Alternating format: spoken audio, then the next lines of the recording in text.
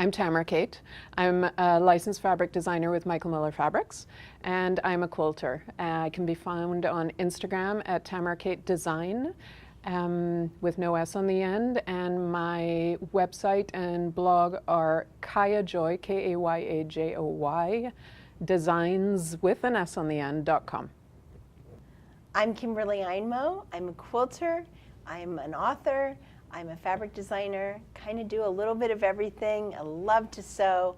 You can find me on my website and my blog at www.kimberlyeinmo.com. Okay, Tamara, you did a great job today. Oh, thank you, Kimberly. So now you're I'm all so relaxed. happy it's over. So, all right, I'm going to ask you some questions. Yes, let's be serious. Tell us about, let's not. That's better. All right, tell us about your worst sewing disaster. I have to think. Worst sewing disaster. I can't say as I can think of a really bad sewing disaster. I've had a few funny things where I was sewing a shirt for my son a couple years ago. I had a new fabric collection coming out, and I thought a little boy's shirt, because there were these safari animal figures on it, would be really cute. And he really was at the age at the time where he loved if I was going to sew him something, not so much anymore, but at the time, yes. And I asked him to choose his favorite fabric, and I thought I'll sew a button-up shirt, which I had never done well, I hadn't done in a long time. So I ordered a pattern on Etsy that I thought was very cute from a company that I didn't know at all. And I was sewing it, and the steps were getting kind of strange. And I knew I had chosen the wrong pattern when it got to the step. Sew this piece to this, but don't backstitch at the ends, because chances are you'll have to rip it out and move things. And I thought, who writes patterns like this? So I actually sewed all the way through. And when it was finished, the pocket, which I had perfectly placed, the motifs lined up with what was below, was up here on him, and the buttonholes were positioned incorrectly, but all due to the pattern. But I can't think of anything else that went wildly astray. I guess I'm just a good sewer. But you're young. It could still happen. There's lots of time. Okay, so if there were no limits, what feature do you wish were on a machine? Anything goes. Holy smokes, I'm already so blown away by the features on the 15,000 that I just got. Wow. What do I wish were on a machine?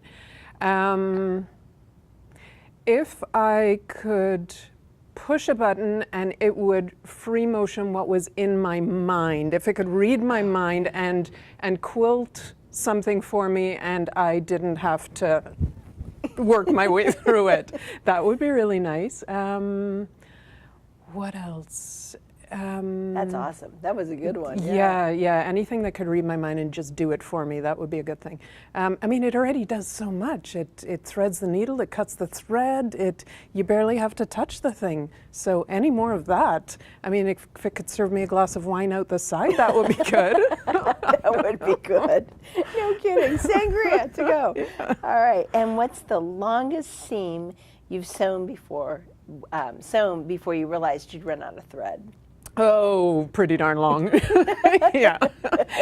I have probably sewn all the way, minus the first 2 inches, to the other end of a queen-size quilt before I realized the thread was gone. Yeah. I think we've all done that. Oh yeah. Yeah, because I didn't click the button that it had to warn me when I've done that, except it was warning me, and I kept thinking, no, I still have more. No, I still have I'm more. good. Yeah. Okay, if you were a sewing superhero, what would your superpower be? I can sew I can design, cut, and sew a quilt in 2.5 days. With regularity, I can do that. But you can do that now. And That's they're awesome. Usually fairly impressive. I can't guarantee that 100% of the. Yes, that would definitely be my superpower. Oh, that's an But with the awesome AccuFeed foot on, just plow through it. We need to get you a cape and everything. Yeah, with the big logo of the AccuFeed foot on it. There you go. That's awesome. And what's your best sewing tip you'd like to share? I would say, I mean, there are very predictable ones, like measure twice, cut once, that sort of thing. But for me, no, I would say be creative with your sewing projects. Have fun with it. Don't always stick to the rules. If something speaks to you a little bit, listen to that voice in your head that says try it slightly differently. Put in another crazy color just to spice things up a little bit. Make it your own. Yeah. And if I could piggyback on that, I would say, I always tell people, you don't have to be perfect. Only God makes perfect things. Oh, I am so behind that. Yeah. Initially, the first quilts that I was making, I was very frustrated. Things weren't lining up perfectly and so on. And I very quickly embraced the fact that that does not matter. And I'm so much happier for it. Yeah. Because if you're working and you're creating something and it's stressful, you're doing it wrong.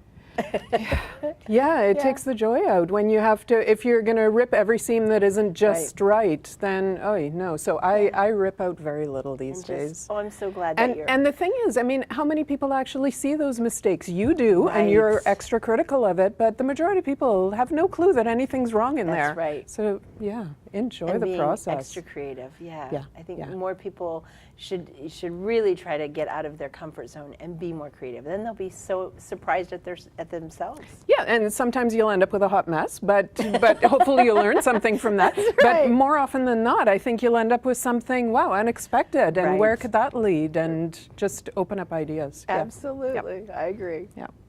All right. Does your sewing machine have a name, and is there a story behind the name?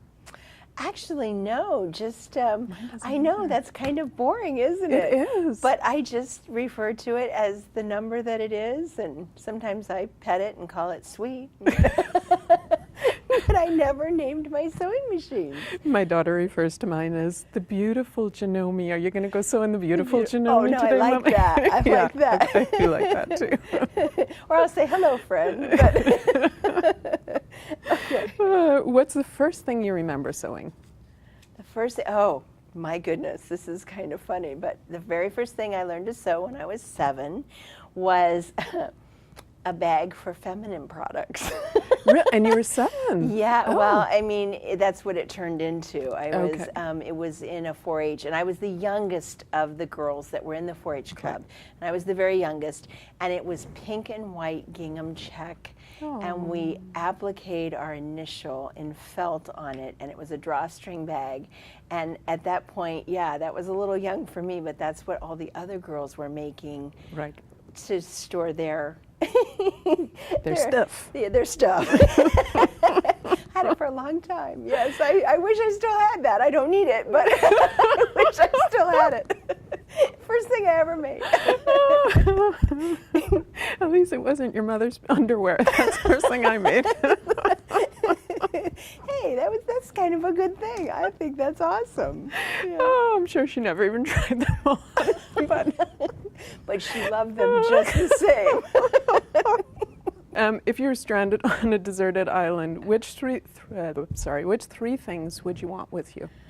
Oh my goodness, sewing related or other? Let's go sewing related first. I'd want a rotary cutter, my stash, and my sewing machine, my 15,000. Yeah, I'm with you there. I think I could do just about anything with those 3 things. Yeah, you don't need much else. I mean, some thread, but that would be on the machine. Well, that would already be on the machine, Yeah, that's really about it. It's true. Yeah. And a non-sewing related? Oh my goodness. Well, my family. Probably my pets. I don't know. Maybe I don't know. That's a good question. But and going back to your thought about having the wine come out the side of the sewing I was going to say, I don't just want a bottle on the island. I'll take a couple of cases. Got to get me through those evenings. So I need that upgraded machine. If you were arrested, covered in stray threads, and a rotary cutter in hand, what would your friends and family assume you had done? Oh my goodness. Robbed a fabric store. I mean, you could pick a lock with the rotary cutter, I think. Yes. And that would be it. Robbed a fabric store. Or maybe something more dastardly. I don't know. Okay. Yes, I'm glad it's just stray threads Yeah. that are on you afterwards. If you could share your best tip for someone looking for a new machine, what would you tell them to look for? Oh, that's a really good one. Mm-hmm. I want people to know that they're not just buying a machine, they're actually developing a relationship with their dealer. I think that's as important as the machine itself. It's got to have all the features that they want, that's going to make sewing stress-free and fun. But they're also, they want to have a relationship with their dealer so they'll feel comfortable going in for service. They'll feel comfortable going in for training and asking questions, and that they know that they can get the answers that they need, the feet they need, the parts they need, whatever, so that they will enjoy using the machine. So I think the relationship with the dealer is as important as the machine itself. Good answer. Mm-hmm.